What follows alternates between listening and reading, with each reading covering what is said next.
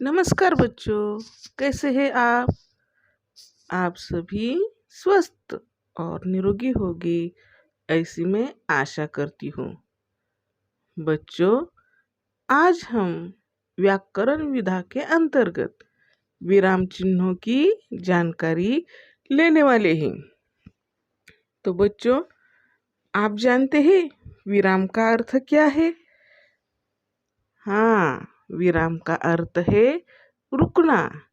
बातचीत करते समय बात को अच्छी तरह से समझने के लिए थोड़ा रुकना पड़ता है। रुकने की इस प्रक्रिया का नाम है विराम। इन्हीं के द्वारा हम प्रश्न पूछने, आश्चर्य आदि भावों को दिखाते हैं। विराम चिन्ह के 7 प्रकार है। अब ये 7 प्रकार हम देखते हैं। पहला प्रकार है पूर्ण विराम, दूसरा है अल्प विराम, तीसरा है प्रश्नवाचक विराम चिन्ह, चौथा है अर्ध विराम, पांचवा है विस्मयादि बोधक, छठा है उद्धरण चिन्ह और सातवा है योजक चिन्ह। इस प्रकार विराम चिन्ह के 7 प्रकार है। अब इन 7 प्रकारों की हम विस्तृत जानकारी लेने वाली है। तो विराम चिन्ह का पहला प्रकार है पूर्ण विराम। अब यह पूर्ण विराम कब लगता है, यह हम देखते हैं। वाक्य पूरा होने पर आखिर में इसे लगाते हैं। जैसे आप भोजन कीजिए, यह वाक्य पूरा हो गया है और उसके बाद में पूर्ण विराम का यह चिन्ह लगा दिया है। दूसरा वाक्य अब हम देखते हैं। आज मेरा उपवास है, यह वाक्य पूरा होने के बाद पूर्ण विराम का यह चिन्ह लगा हुआ है।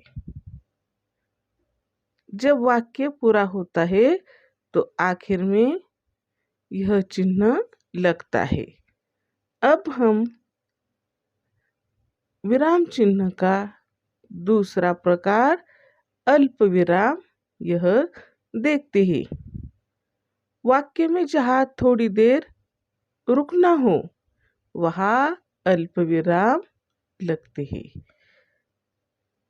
वाक्य में जब हम कुछ शब्द के बाद रुकते हैं तो वहाँ यह अल्प विराम लगता है। अब हम कुछ वाक्य देखते हैं। चलिए, भोजन तैयार है।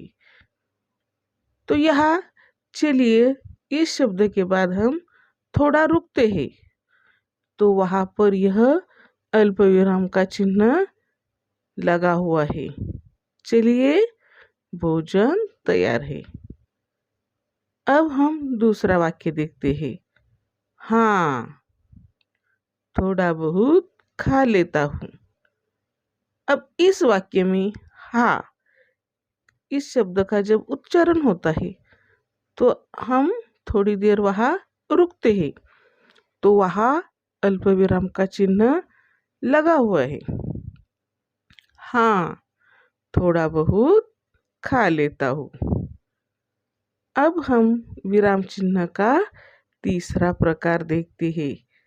विराम चिन्ह का तीसरा प्रकार है प्रश्नवाचक चिन्ह। जब प्रश्न पूछा जाता है तब यह चिन्ह लगता है। वाक्य में जब हम प्रश्न पूछते हैं तब यह चिन्ह लगता है। अब हम कुछ वाक्य देखते हैं। क्या आप भोजन नहीं करेंगे? तो क्या इस शब्द के द्वारा हमने इस वाक्य में प्रश्न पूछा है। क्या आप भोजन नहीं करेंगे? तो वाक्य के अंत में यहाँ प्रश्नवाचक चिन्ह लगा हुआ है। अब हम दूसरा वाक्य देखते हैं। उपवास में कुछ तो लेते होंगी। तो यहाँ पर इस वाक्य में उपवास में कुछ तो लेते होगी, कुछ इस शब्द से हमने प्रश्न पूछा है। तब वाक्य पूरा हो जाने पर यहाँ आखिर में यह चिन्ह लगता है। अब हम विराम चिन्ह का चौथा प्रकार देखते हैं। तो विराम चिन्ह का चौथा प्रकार है अर्ध विराम। जब अल्प विराम से ज़्यादा और पूर्ण विराम से कम रुकने की ज़रूरत होती है तब यह चिन्ह लगता है। या फिर एक ही वाक्य में दो छोटे छोटे वाक्य लिखने होते हैं तो यह चिन्ह लगता है। अब हम इसका वाक्य देखते हैं। नहीं नहीं, आज मेरा उपवास है। अब यहाँ नहीं नहीं इन दो शब्दों के बाद हम थोड़ा रुकते हैं तो वहाँ यह अर्धविराम का चिन्ह लगा हुआ है। नहीं नहीं, आज मेरा उपवास है। नहीं नहीं के बाद यहाँ पर अल्प विराम का चिन्ह लगा हुआ है। अब हम विराम चिन्ह का पांचवा प्रकार विस्मयादिबोधक अल्प विराम यह देखते हैं। खुशी, क्रोध, घृणा, आश्चर्य आदि भावों को प्रकट करने के लिए उस शब्द के अंत में यह चिन्ह लगता है। जैसे खुशी, क्रोध, घृणा, आश्चर्य आदि भाव जब वाक्य में जब प्रकट होते हैं तो उस शब्द के अंत में यह चिन्ह लगता है। अब हम कुछ वाक्य देखते हैं। मैं के बाद यहाँ विस्मयादिबोधक चिन्ह लगा हुआ है। अरे बाप रे, देखो वह गिर गया। अरे बाप रे, इस आधे वाक्य में यहाँ पर बाप रे इस शब्द के बाद विस्मयादिबोधक चिन्ह लगा हुआ है। अब हम विराम चिन्ह का छठा प्रकार देखते हैं। विराम चिन्ह का छठा प्रकार है उद्धरण चिन्ह। इसका प्रयोग किसी व्यक्ति के द्वारा कही गई बातों के लिए होता है। जब वाक्य में किसी व्यक्ति द्वारा कोई वाक्य बोला जाता है तो वहाँ पर इस चिन्ह का प्रयोग होता है। अब हम कुछ वाक्य देखते हैं। चलिए भोजन तैयार है। यहाँ चलिए इस शब्द के पहले यहाँ उद्धरण चिन्ह लगा हुआ है और भोजन तैयार है के बाद यहाँ पूर्ण विराम और उसके बाद में ही उद्धरण चिन्ह पूरा हो जाता है। अब हम दूसरा वाक्य देखते हैं। आप भोजन कीजिए।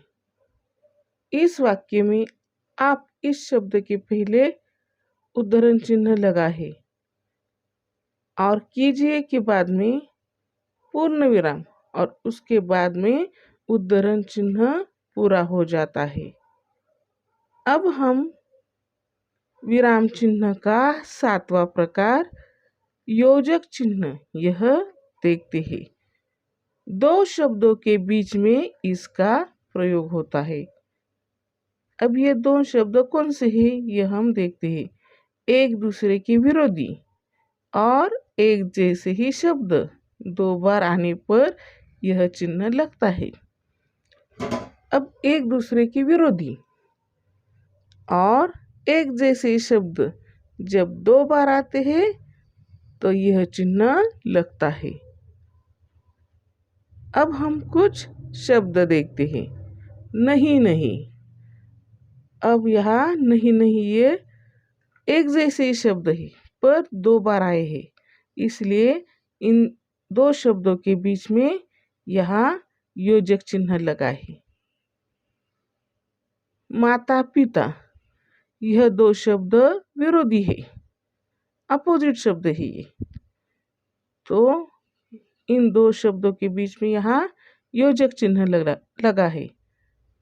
पाप पुण्य, यह भी अपोजिट विरोधी शब्द है, इन दोनों के बीच में भी योजक चिन्ह लगा है। भाई बहन, यह भी अपोजिट यानी विरोधी शब्द है, तो उनके बीच में भी योजक चिन्ह लगा है। पति पत्नी, यह भी दो अपोजिट यानी विरोधी शब्द है, इन दो शब्दों के बीच में भी योजक चिन्ह लगा है। इस प्रकार आज हमने विराम चिन्हों के बारे में अधिक जानकारी ली है। धन्यवाद।